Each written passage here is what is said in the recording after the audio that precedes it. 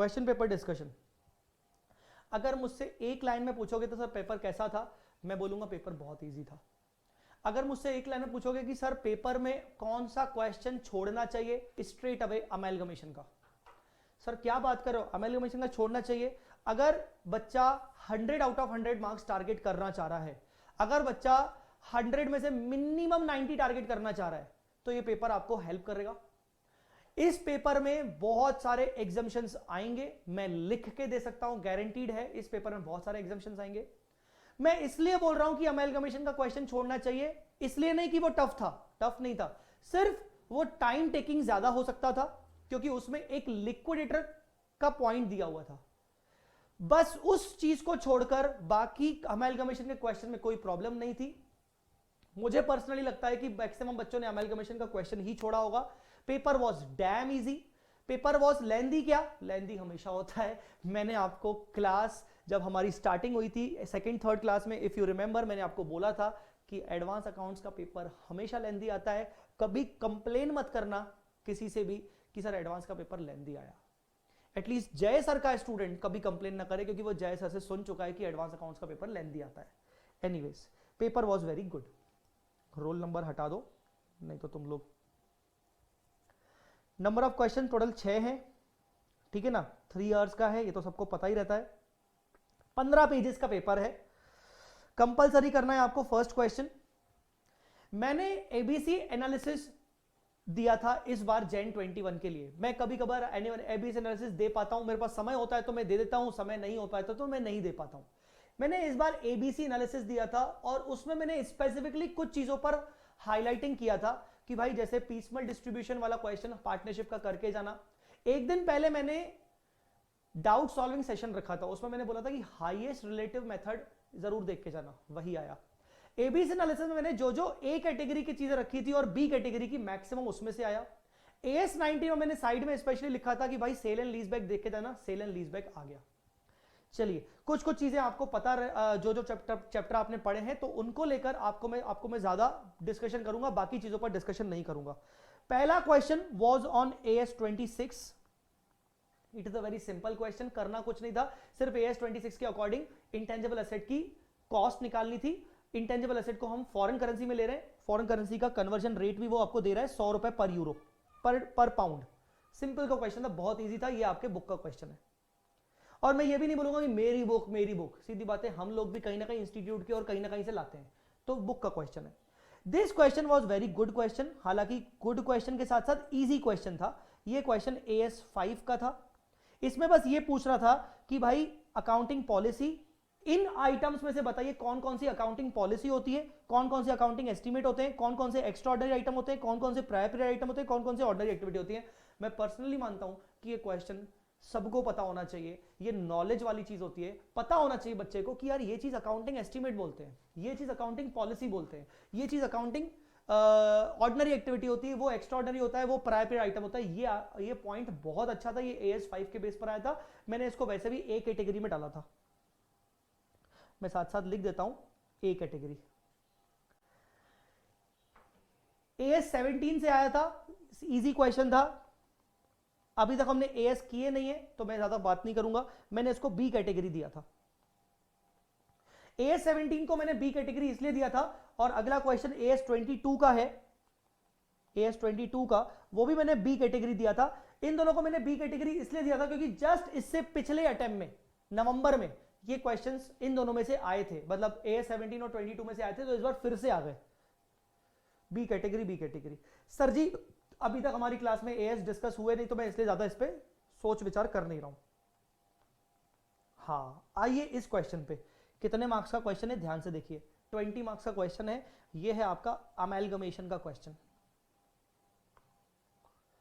Amalgamation का question है, क्या है सर अमेलगमेशन का क्वेश्चन? गैलेक्सी लिमिटेड और ग्लोरी लिमिटेड, गैलेक्सी और Glory are two companies engage in the same business to mitigate the competition. A new company Glorious Limited, Galaxy और Glory को मिलाकर ग्लोरियस लिमिटेड बन रहा है, is to be formed to which asset and liability of existing company with certain exception. जैसे ही लिख दिया with certain exception are to be transferred. शायद ये question in the nature of merger नहीं हो सकता क्योंकि बोल रहा है asset and liability with certain exception, मतलब ये कहीं ना कहीं परचेज की हिंट दे रहा है। अभी मैं पूरी तरीके से श्योर नहीं हूं, मैं आपके सामने ही पढ़ रहा हूं, ठीक है। The summarise balance sheet of Galaxy and Glory on 31 March 2020 क्या दे रहा है?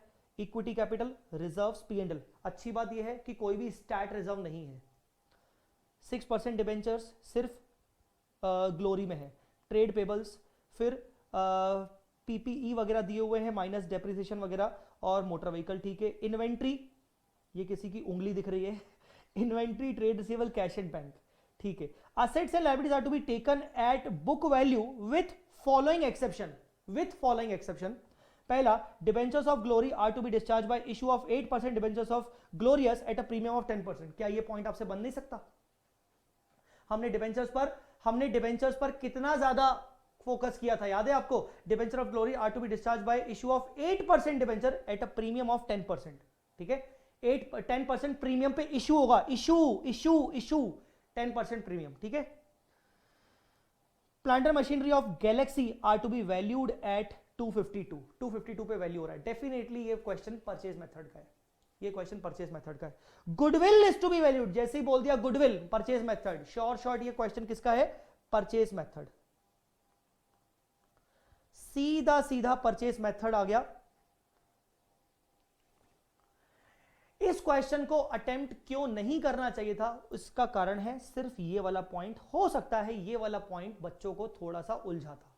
ये वाला पॉइंट क्या लिखा है? Liquidator of glory. ग्लोरी कौन सी कंपनी है? ग्लोरी है दूसरी वाली कंपनी, सेकंड वाली कंपनी। सेकंड वाली कंपनी का जो लिक्विडेटर है ना, है ना, सेकंड वाली कंपनी का लिक्विडेटर, कंपनी बंद हो रही है तो सारे अफेयर्स लिक्विडेटर के हाथ में आ गए। Is appointed for the collection of trade debtors and payment to trade creditor. ये पॉइंट पिछले आरटीपी एमटीपी के एक क्वेश्चन में आ चुका है। मेरे को यकीन है, मैंने देखा नहीं है पर मुझे यकीन है कि मेरे क्वेश्चन बैंक में जरूर ये पॉइंट, जरूर ये क्वेश्चन ऑलरेडी है। ये कह रहा है कि ग्लोरी लिमिटेड के लिक्विडेटर को बोला गया कि तुम ही क्रेडिटर्स को पे करना, तुम ही डेटर से कलेक्शन करना। उसको अपॉइंट किया गया, मतलब एडिशनल सर्विसेज के लिए, ठीक है। अब सामने वाला अगर एडिशनल सर्विस देगा तो वो कमीशन भी लेगा। तो ग्लोरी लिमिटेड का जो लिक्विडेटर है वो ट्रेड डेटर्स से पैसा कलेक्ट करेगा और ट्रेड क्रेडिटर्स को पे ऑफ करेगा। इसका मतलब ये समझ में आ रहा है, इस पॉइंट को लेकर ये समझ में आ रहा है कि ग्लोरी लिमिटेड के जो ट्रेड डेटर्स हैं और क्रेडिटर्स हैं वो न्यू ग्लोरियस लिमिटेड में शिफ्ट नहीं होंगे। यही पॉइंट आपको ध्यान रखना है। ग्लोरियस लिमिटेड जो न्यू कंपनी है ट्रांसफरी, उसमें क्रेडिटर्स और डेटर्स शिफ्ट नहीं होने वाले। क्यों? क्योंकि उसके क्रेडिटर्स और ट्रेड डेटर्स को सेटल कौन कर रहा है? लिक्विडेटर कर रहा है। कुछ बात समझ में आई कि नहीं? इसके लिए वो क्या बोल रहा है? ही रिटेन्ड द कैश बैलेंस। वो बोल रहा है कि उसने कैश बैलेंस इसलिए रिटेन कर लिया। इसका मतलब अगर बैलेंस शीट में जाएं तो उसने कैश बैलेंस अपने पास रख दिया, रिसीवेबल को वो खुद कलेक्ट करेगा और ऊपर के क्रेडिटर्स को वो खुद कलेक्ट करेगा। इसका मतलब अगर आप ध्यान से देखें तो ग्लोरी लिमिटेड के क्रेडिटर्स, डेटर्स और कैश बैलेंस ये टेक ओवर नहीं किए जा रहे हैं। आई मेरी बात समझ में कि नहीं? ये टेक ओवर नहीं किए जा रहे हैं। और क्योंकि टेक ओवर नहीं किए जा रहे हैं तो अगर मैं आपको बोलूं कि ग्लोरी लिमिटेड का बुक्स क्लोज करो तो उसके अगर बुक्स क्लोज करोगे तो cash and bank account realisation account में ट्रांसफर नहीं होगा क्योंकि वो टेक ओवर नहीं किए जा रहे हैं।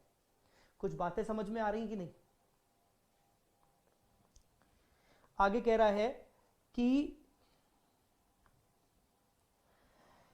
उसने 1,10,000 कलेक्ट किए डेटर से, उसने 1,80,000 पे किए क्रेडिटर्स को, तो ऑब्वियसली वो उसने अपने पास कैश बैलेंस मेंटेन किया था। तो कैश बैलेंस उसके पास कितना रखा था? 1,04,000। तो 1,04,000 कैश बैलेंस किया था, 1,10,000 उसने डेटर से कलेक्ट किए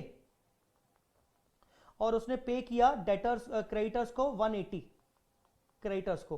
तो 1,04,000 प्लस 1,10,000 माइनस 180, तो रिमेनिंग बैलेंस उसके पास 34 बच गया, ठीक है। तो वो क्या बोल रहा है? Liquidator is entitled to 5% commission for collection and 2.5% for payment. The balance in cash will be taken over by new company. इसका मतलब 5% कमीशन उसको मिलेगी 1,10,000 पर, 1,10,000 पर 5% कमीशन, मतलब 5,500 कमीशन का अमाउंट, और 2.5% फॉर पेमेंट। पेमेंट कितना किया उसने? 180, तो 180 का 2.5% मतलब 4,500। इसका मतलब उसकी कमीशन कितनी हुई? उसकी कमीशन हुई 10,000। लिक्विडेटर की कमीशन 10,000 हुई तो वो अपनी कमीशन 10,000 भी यहां से कैश में से माइनस कर देगा। तो जो रिमेनिंग बैलेंस बचेगा 1 4 प्लस 1 10 माइनस 1 80 माइनस 10, इसका मतलब 24,000 कैश बैलेंस टेक ओवर हो रहा है, टेक ओवर हो रहा है, टेक ओवर हो रहा है। 24,000 कैश बैलेंस टेक ओवर हो रहा है न्यू कंपनी में। सिर्फ किसी बच्चे को इतना दिमाग चलाना था, ये क्वेश्चन आराम से बन जाता। कुछ बच्चे, मैंने टेलीग्राम पे पढ़ा, मैंने किसी को अभी तक एंटरटेन नहीं किया, मैंने ऐसा पढ़ा कहीं कहीं कि कुछ बच्चों को इस पॉइंट में डाउट हुआ है। कल मेरी बच्चे से एक बच्चे से बात हुई, प्रीवियस बैच का बच्चा है, शुभम मेरा स्टूडेंट है, उसका मुझे मैसेज आया, मैंने व्हाट्सएप पे स्टेटस भी डाला है उसका, और मैंने टेलीग्राम पे शेयर भी किया उसका स्क्रीनशॉट। शुभम करके है, उसने मुझे मैसेज किया, सर 100 आउट ऑफ 100 किया मैंने। अच्छा बच्चा है, उसने पढ़ाई अच्छी करता है वो। तो उसने मुझे रात में कल फोन किया, मैंने बोला कि अमेलगमेशन का क्वेश्चन छोड़ के आयोगे? उसने बोला सर मैंने अमेलगमेशन का ही किया। मैंने बोला यार उसमें सुनने में आया कि कोई पॉइंट में गड़बड़ थी, पॉइंट गड़बड़ मतलब कोई पॉइंट टफ था। उसने बोला सर कोई टफ नहीं था, वो लिक्विडेटर का पॉइंट था सर, दिमाग लगाने पर सब हो जाता है। तो ये वाला आपका पॉइंट है। बोलो आया पॉइंट समझ में कि नहीं? यू आर रिक्वायर्ड टू, करना क्या है अब? ऑब्वियसली सामने वाला 20 मार्क्स में अगर क्वेश्चन आपसे पूछेगा, 20 मार्क्स में पूछेगा, मैंने आपको वेटेज लिखवाया है 15 मार्क्स एवरेज। अब देखना 20 मार्क्स का क्वेश्चन आया है, ठीक है? तो अब देखो पूछ क्या रहा है। Compute the number of shares to be issue to the share holders of Galaxy and Glory assuming nominal value of each share in Glorious is 10। 10 रुपए के हिसाब से, मतलब जो न्यू कंपनी है वो आपको 10 रुपए का शेयर देगी। पुराने कंपनी में क्या है क्या नहीं है, यहां मुझे बता सकते हो? यहां कैसे रहेगा? यहां बेसिकली आप कैसे निकालोगे पीसी? गैलेक्सी का पीसी, अच्छा गैलेक्सी में हम सारी चीजें लेके जा रहे हैं तो उसका इंट्रिंसिक वैल्यू निकाल लेना। ग्लोरी में हम ट्रेड रिसीवेबल्स, ट्रेड पेबल्स नहीं लेके जा रहे हैं और कैश लेके जा रहे हैं, बाकी का रिमेनिंग, तो इसमें नेट एसेट मेथड लगा लेना। तो ग्लोरी में नेट एसेट मेथड लगेगा, नेट एसेट एक्वायर्ड मेथड, और गैलेक्सी में आपका इंट्रिंसिक वैल्यू के अकॉर्डिंग गैलेक्सी का के हिसाब से उसका पीसी निकलेगा। That's it. आगे बढ़ते हैं। Prepare the balance sheet of Glorious as on 1 April and also prepare the notes to accounts as per Schedule 3। साफ साफ कह रहा है Schedule 3 के अकॉर्डिंग नोट्स टू अकाउंट्स। मैंने आपको बार बार कहा था पिछली क्लासेस में कि मैं नोट्स नहीं बनवा रहा हूं, पर आपको कायदे से नोट्स बनाने चाहिए। जब इंस्टीट्यूट साफ साफ लिख देना कि नोट्स टू अकाउंट्स बनाना है, इसका मतलब आपको कुछ भी वो नहीं लेना है, रिस्क नहीं लेना है। आप बैलेंस शीट के साथ साथ नोट्स टू अकाउंट्स बना के आएंगे। सो बेटा आपसे वो पीसी पूछ रहा है और आपसे वो बैलेंस शीट पूछ रहा है ग्लोरियस लिमिटेड की, साथ साथ वो बोल रहा है कि बैलेंस शीट बनाते वक्त नोट्स टू अकाउंट जरूर बनाना। क्या बोलते हो? अच्छा क्वेश्चन है। सिर्फ पूरे पेपर में इस क्वेश्चन को लेकर, अच्छा साथ साथ ये टफ नहीं है पर इसमें एक पॉइंट ऐसा है जो कि बच्चों को शायद उलझा सकता था, प्लस ये 20 मार्क्स का क्वेश्चन है तो थोड़ा सा टाइम टेकिंग हो सकता था। और क्वेश्चन को देखकर ऐसा लग रहा है कि पीसी कैसे निकाले क्लियर नहीं है, पीसी कैसे निकाले क्लियर नहीं है, वो तो टीचर ने बता दिया, तो अब थोड़ा सा क्लियर होने लग रहा है। तो इसीलिए मेरा मानना था कि हाँ ऐसे टाइप का क्वेश्चन अगर आ रहा है और बाकी पेपर आपको सब कुछ आता है तो ऐसा टाइप का क्वेश्चन छोड़ना भी चाहिए, क्योंकि एग्जाम में भैया हमें मतलब है पास होने से, अच्छे नंबर्स लाने से। वहां पर ना नहीं मैं छोड़ूंगा तो मेरी क्या बोलते हैं, नहीं मैं तो उस लेवल का हूं कि मुझे करना चाहिए, ऐसा कुछ नहीं हो। तुम घर पहुंच के बाद में सॉल्व कर लेना इसको।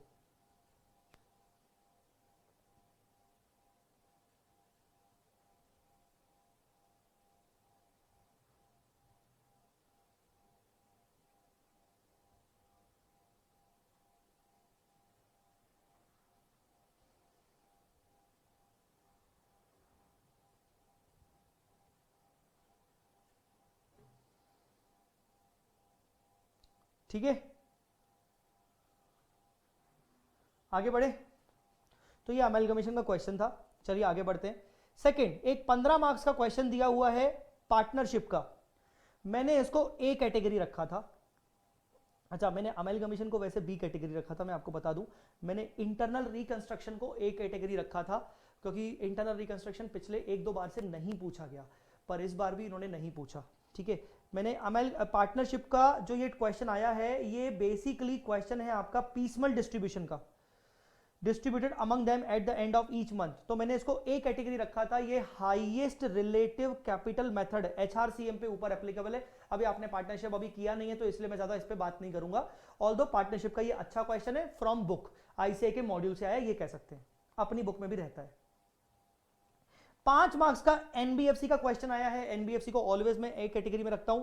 एनबीएफसी का क्वेश्चन आया है, ये हमेशा रट्टाफिकेशन के ऊपर डिपेंड करता है, सिस्टमेटिकली इंपॉर्टेंट और नॉन इंपॉर्टेंट और ये सब पे आपको रेट्स याद रखने पड़ते हैं, तो वो तो आपको सिंपल सा है, ये इस पे मतलब आता ही आता है इसी टाइप का क्वेश्चन।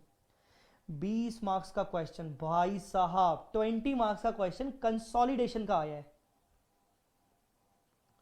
कंसोलिडेशन का क्वेश्चन आया है 20 मार्क्स का।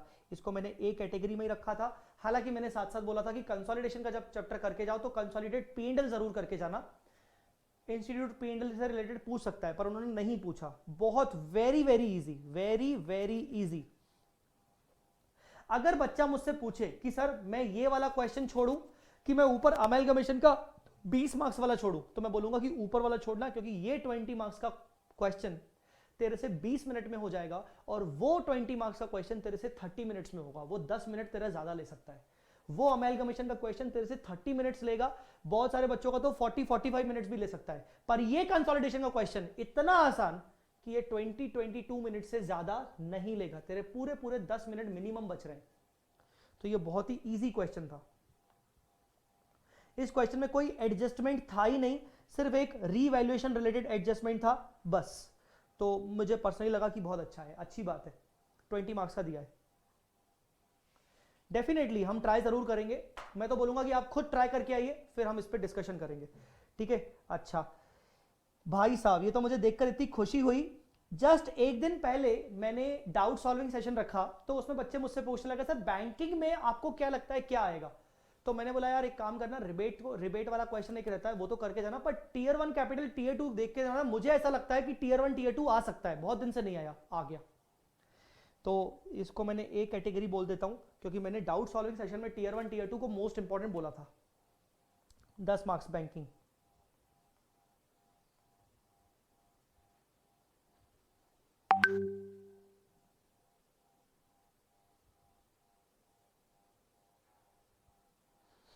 ठीक है, फिर सर क्या है, सर ये लिक्विडेशन का क्वेश्चन है 10 मार्क्स का, बी लिस्ट कॉन्ट्रीब्यूटरीज का क्वेश्चन है। B list contributory, B list contributory को मैंने ए कैटेगरी दिया था, बी कैटेगरी दिया था, मुझे ध्यान नहीं आ रहा।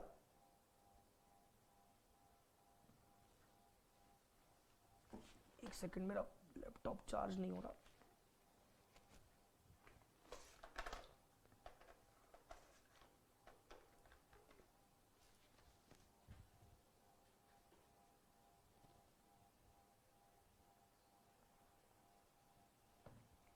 आई थिंक मैंने, हाँ, बी लिस्ट कॉन्ट्रीब्यूटरी को मैंने बी कैटेगरी दिया था।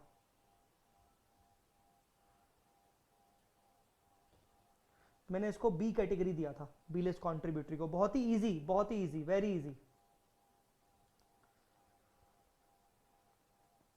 AS 19 का क्वेश्चन है, मैंने इसको ए कैटेगरी दिया था। सेल एंड लीज बैक का मैंने स्पेशली बोला था कि आप करके जाना। अब मुझे बताओ, ये देखो, इसको पढ़ो, इस क्वेश्चन को पढ़ो। मतलब इस बार तो उन्होंने अमेलगमेशन में रिकॉर्ड कर दिया, इतना ज्यादा पूछा गया है। 20 मार्क्स का वो क्वेश्चन, और ये कितने मार्क्स का होता है, ये मार्क्स होता है 5 मार्क्स का। List the condition to be fulfilled as per AS 14 revise for the amalgamation to be in the nature of merger. 5 conditions. क्या नहीं लिख पाओगे तुम 5 कंडीशन? आराम से लिख पाओगे। मतलब अमेलगमेशन से उन्होंने 20 + 5 25 मार्क्स का पूछा है। मैंने आपको चैप्टर के ऊपर लिखवाया था 15 मार्क्स, ऑन एन एवरेज 15 रहती है इसकी कैटेगरी। इस बार उन्होंने 25 मार्क्स का पूछा है, बाप रे।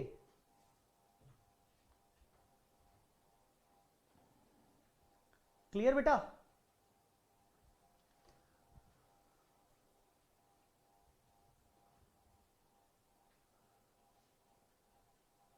आगे ये पॉइंट, ये भी क्वेश्चन पढ़ो।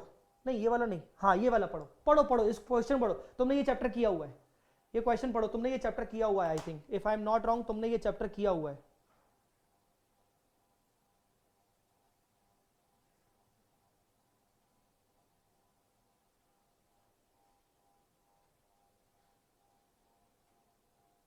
ये चैप्टर तुमने किया हुआ है, ये चैप्टर तुमने किया हुआ है।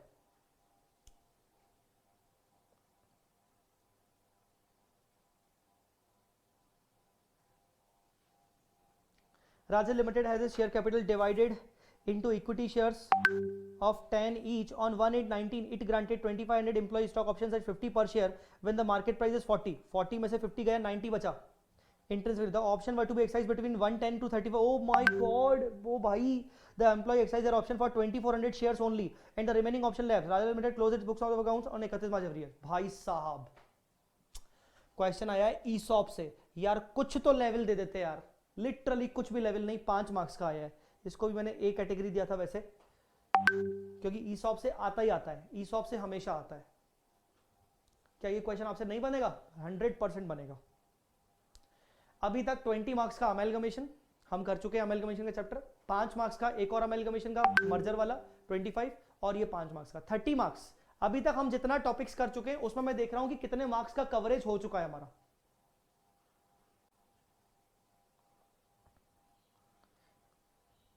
ठीक है, नेक्स्ट इसको पढ़ो. ये भी तुम कर चुके हो. पढ़ो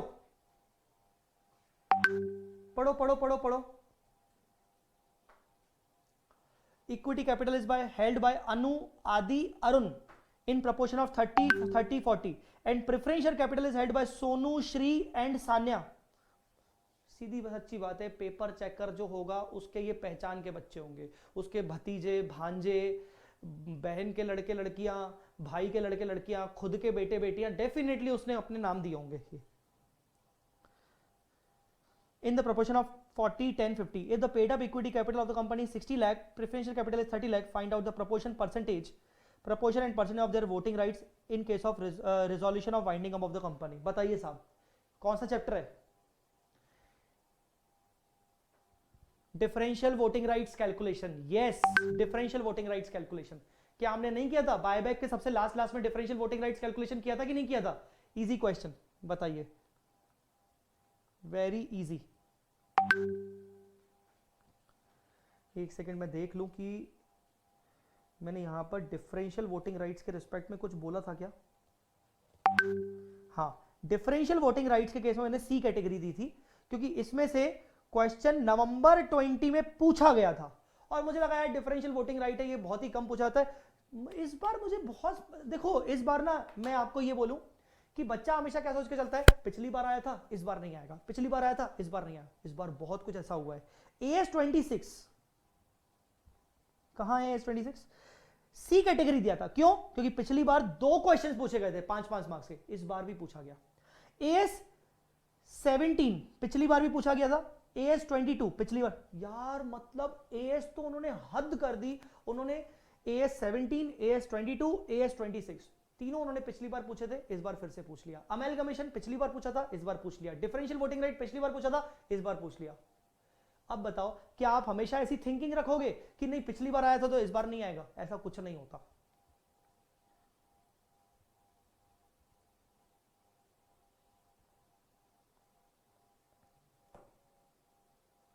ये भी पढ़िए. अच्छा, ये हमने कवर किया अभी. 5 मार्क्स ये हो गए 35. अब आइए इस पे, पढ़ो इसको. आई थिंक ये लास्ट क्वेश्चन है. पढ़ो इसको.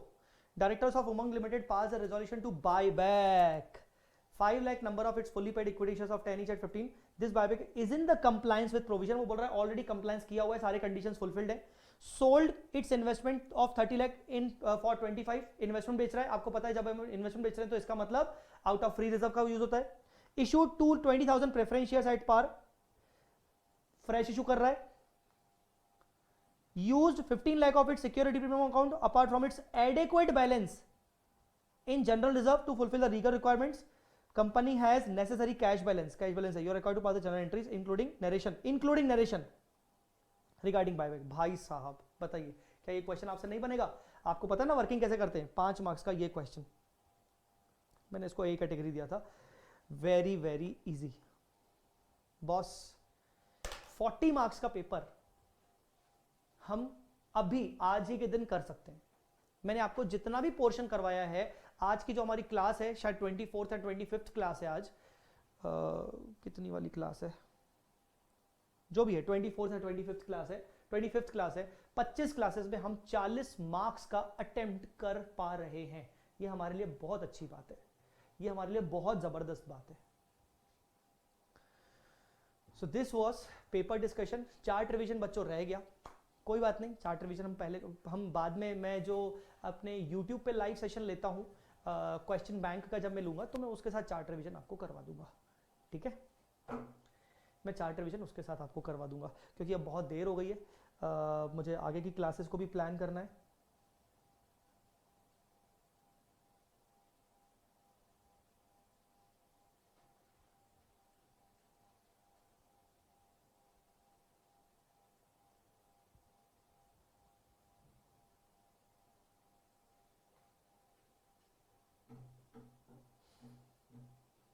ठीक है, क्या बोलते हो, खत्म करें यहीं पर सेशन? आज अभी तक की क्लास हमारी जितनी हुई है 25 क्लासेस हुई हैं, उसमें हमने इस पेपर के अकॉर्डिंग 40 मार्क्स का कवरेज कर लिया है। ऐसा जरूरी नहीं है, हो सकता है शायद मैं आपको अगर अमेलगमेशन न करवा के इंटरनल रिकंस्ट्रक्शन करवाता तो माइट भी शायद हम 25 मार्क्स तो वैसे ही काट लो और इंटरनल रिकंस्ट्रक्शन आया भी नहीं है। ऐसा जरूरी नहीं कि स्टार्टिंग की 25 क्लासेस में 40 मार्क्स का हो ही जाता है, ये डिपेंड करता है, किस्मत के ऊपर है, ये टोटली किस्मत के ऊपर है कि भाई कितना हमने कैसे किया, पेपर कैसा बना, उसका हमारा क्लासेस से कैसा रिलेशन है ओवरऑल। क्वेश्चन पेपर ग्रुप पे सेंड कर देना, बिल्कुल कर दूंगा।